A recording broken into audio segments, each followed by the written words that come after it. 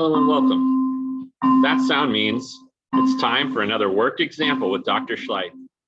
And in this one, we're stating the quantities other than momentum that are conserved in a nuclear reaction. So this is a chapter 16. It's the very end of paper 2, question 8. And momentum is always conserved. But in a nuclear reaction, we've been studying that, well, mass energy, that's another great conservation law in physics, right? So mass, it's not just mass that's conserved, right? It's the hyphenated mass energy quantity, right? So E equals mc squared, Einstein's famous equation shows that matter and energy are really the same thing. So it is that quantity which is conserved along with momentum.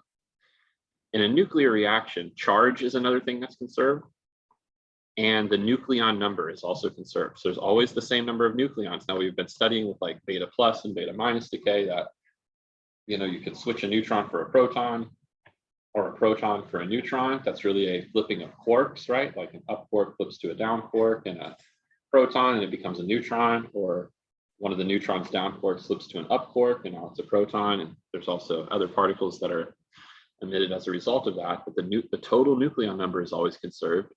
The charge is always conserved, which is synonymous with saying the proton number is conserved there too. And again, we might transmute a proton into a neutron, but we'll kick out that beta plus particle, that positron. So in that regard, the charge is conserved as well. So those other quantities are conserved in nuclear reactions. The question goes on to read a stationary nucleus. So stationary means it's initially at rest. We got this nucleus of uranium-238 and it decays to a nucleus of thorium-234 by emitting an alpha particle. The kinetic energy of the alpha particle is given 6.69 by 10 to the negative 13 joules. First task here is to show that the kinetic energy E sub k of a mass m is related to its momentum p by this equation. So if we just sort of put down what we know in general about these things, kinetic energy is 1/2 mv squared and momentum p is mv. So it's just really looking at these equations and then considering this one. Well, we've got kinetic energy in the final one, we've got momentum in the final one, we've got mass, but there is no velocity, right? So we need to make a substitution for velocity here. So I'm going to rewrite the momentum equation as velocity equal to momentum divided by mass, and we'll substitute that in for V into this equation. So we've got the kinetic energy equal to 1/2 m, but instead of V, I'm going to put what it's equal to, P over m, and that quantity is squared. So that's like saying the kinetic energy is equal to 1/2 m p squared over m squared. And then that mass will cancel one of those. And we can move the 2 back to the denominator here, and it will resemble what we see up here. P squared in the numerator, 2, one of those m's left over in the denominator, and that's what kinetic energy is equal to. So we can express the kinetic energy in terms of momentum rather than velocity. It says use the conservation of momentum to determine the kinetic energy in kilo electron volts of the thorium nucleus. All right, so let's clear all that out. Let's draw a picture. A stationary nucleus. So we've got this big nucleus of uranium-238. And we're going to eject an alpha particle. Now remember, an alpha particle is a helium nucleus. And they give us the kinetic energy of that. Okay.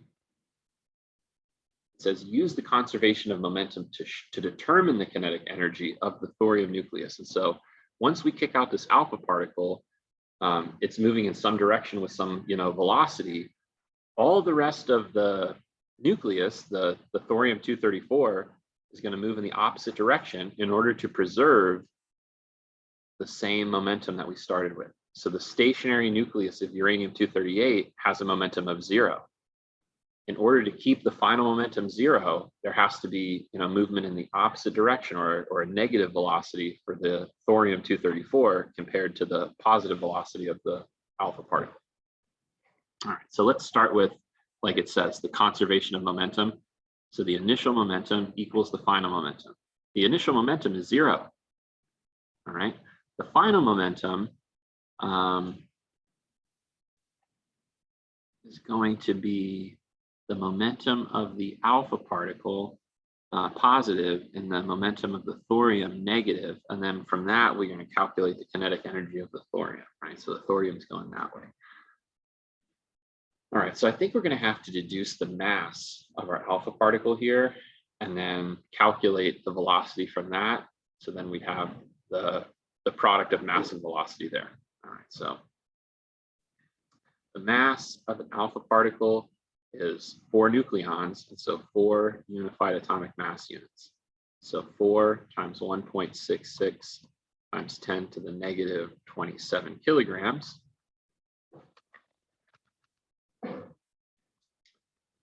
1.66 by 10 to the negative 27 times 4. So it may already be in your notes, you know, because an alpha particle is always a helium nucleus, 6.64 by 10 to the negative 27 kilograms. The kinetic energy is equal to 6.69 times 10 to the negative 13 joules, which is equal to 1/2 m that we just calculated, 6.64 by 10 to the negative 27 kilograms, v squared. Now we can solve for the velocity of the alpha particle. Once we know its velocity, we can say, well, that's the mv of the alpha particle, and the negative mv of our thorium nucleus will allow us to deduce its velocity and therefore kinetic energy. Maybe there's a way to go about it using this equation here. It almost is suggested that we do it that way. You know, one calculation leads to the next, but I'm already on this train of thought. So, all right, so I've got my 6.64 by 10 to the negative 27 in my calculator. I just multiply it by 1/2. And so on this side of the equation, we've got 3.32 by 10 to the negative 27 times v squared equal to the given kinetic energy. So if we then take the kinetic energy 6.69 times 10 to the negative 13 divided by this number here on the right side of the equation, 3.32 times 10 to the negative 27. We get that the velocity squared is 2.01 by 10 to the 14. So let's just take a square root while we're at it. And we realize that the velocity of this alpha particle, the velocity of our alpha particle is, my calculator value is 14195,281.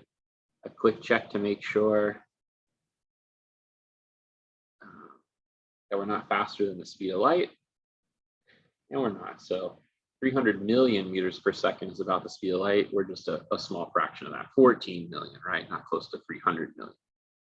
So faster than the speed of light, you would say, well, maybe there's a mistake there. For example, 10 to the 14 is a lot faster. So before you take the square root, you look at that and go, well, that can't be, right? So, oh yeah, I still got to take the square root. All right, now we know the velocity of our alpha particle and we know its mass. And so we can calculate the momentum of the alpha particle, thusly class. The mass still 6.64 times 10 to the negative 27 kilograms. The recently solved velocity, we'll just leave the calculator value, why not? 14,195,281 meters per second, which is still in my calculator. Multiply it by 6.64 times 10 to the negative 27th. And I'll do that one in my head. Let's do some mental math. 9.42567 by 10 to the negative 20, I think. Yeah, that's about right. And so that's the momentum in kilogram meters per second of our alpha particle, which means it's the momentum of our thorium nucleus, right? So now we're not really accounting for, well, no, we are. All right, so if you recall, like in beta decay, for example, there's other particles like neutrinos, but this is just alpha decay, right? So the alpha particle has momentum positive, we'll call that positive. So the thorium nucleus has the momentum the other way. And we're trying to figure out its kinetic energy. So actually what we could do is we could plug it into this equation now, right? We would just take this momentum and square it and divide it by 2m, where now m is going to be the mass of our thorium nucleus. And so we'd have to calculate that. It's going to be 234 unified atomic mass units. Okay, so we could solve it that way.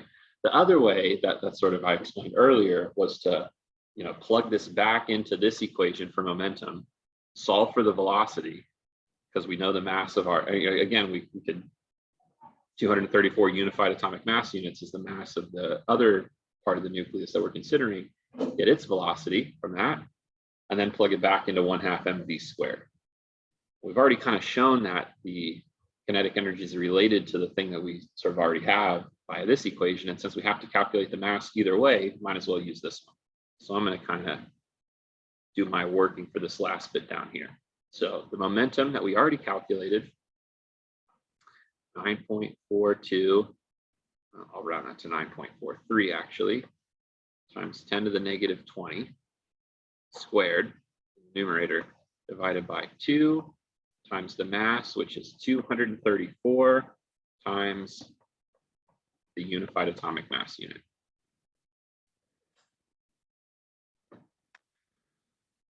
So I still have that number for the momentum in my calculator. Square it and start dividing it by 2 equals divided by 234 equals divided by 1.66 times 10 to the negative 27. And so I can solve for the kinetic energy of the thorium nucleus in joules now, right? So these are all SI units, and so we have to think about the SI units that's coming out of it. So in joules, we get 1.14 times 10 to the negative 14 joules. It should make sense that the kinetic energy of our thorium nucleus is less than the kinetic energy of the alpha particle. And just a quick sort of thinking through of the equations, remember that kinetic energy goes as the velocity squared. The alpha particle is much less inert than the thorium nucleus, right? It's only 4 nucleons, where this one is 234. So think about how much more inert, how much more of a tendency to resist change in motion the thorium nucleus has. It's kind of like you're holding a baseball and you throw it. Well, the baseball goes really fast and it's going to have a lot of kinetic energy, and you move back a little bit because you have to conserve that momentum. So it's like you're holding a bowling ball, right? And you throw the bowling ball, or you throw something that's much less massive compared to sort of the rest of you. And so because the energy goes as the velocity squared, we would expect that the faster moving, less inert alpha particle would have more kinetic energy because you square the velocity there. So because it's moving faster, it's got more kinetic energy, which agrees with this, right? 10 to the negative 13 is bigger than 10 to the negative 14. They're comparable, but this one's more. So now we got to convert this into kilo electron volts. So let's do that real quick. An electron volt is a unit of energy. It's sort of the energy that an electron possesses if you accelerate it through a potential difference of 1 volt. And so an electron, so let's say this, like voltage is energy per charge. And so an electron volt is a unit of energy, all right? And it's the charge of an electron times 1 volt, okay? So it's an electron volt. So we can convert from joules into electron volts by just remembering what the charge on an electron is, right? There is 1.6 by 10 to the negative 19 coulombs of charge in a 1 volt field, right, to give us that energy. And so there's that many joules in 1 electron volt, okay? Once we have it in electron volts, we could just realize, well, there's we could sort of manipulate this order of 10, but I think it's better practice to sort of consider what's the relationship between electron volts and kilo electron volts. There's 1,000 or 10 to the 3. It's like you could have just said this was 10 to the negative 16, joules in a kilo electron volt, rather than sort of, spreading it out like that. But then it's more clear to kind of see what we've done. 1.14 times 10 to the negative 14 divided by 1.6 by 10 to the negative 19. And then so in electron volts, it's 71,250. So we divide that by 1,000. We realize that there is 71.25, or about 71 kilo electron volts of kinetic energy in the thorium nucleus.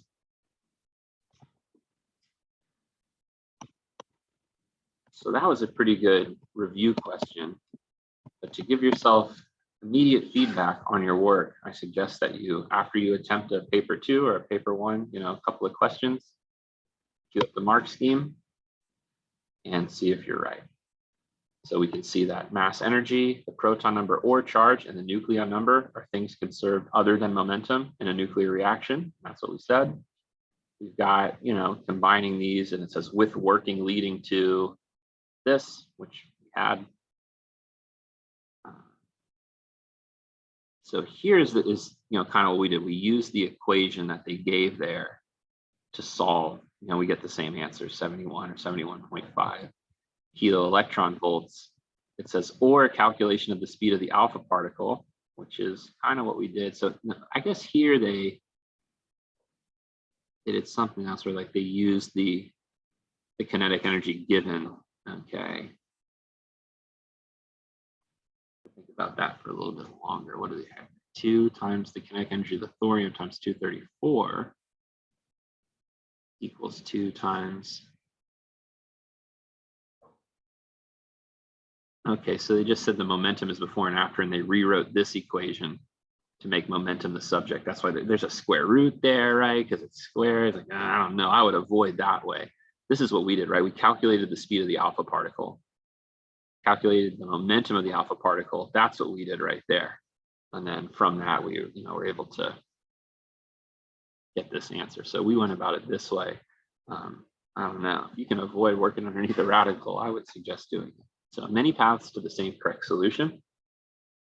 And you know that that's right if you're living the physics life. This is Dr. Schleif. We'll see you next time.